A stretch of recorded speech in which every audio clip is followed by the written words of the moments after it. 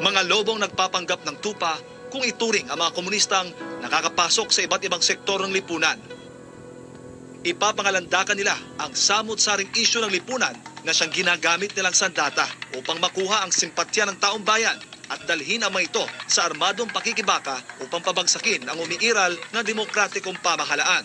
Sa eksklusibong panayam ng SMNI News sa dating kadre ng CPP-NPA na si Jeffrey Celis alias Ka-Eric, isinalaysay niya ang lahat ng pamamaraan ng makakaliwang grupo kung paano nito niloloko at pinagsasamantalahan ang bayan at mga mamamayan.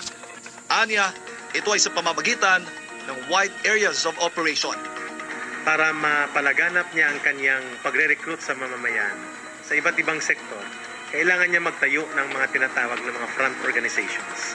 Ito yung ginagamit para sa pagre-recruit sa kabataan at estudyante, sa mga eskwelahan, sa pabrika, mga labor, sa mga community ng mga magsasaka, sa urban poor.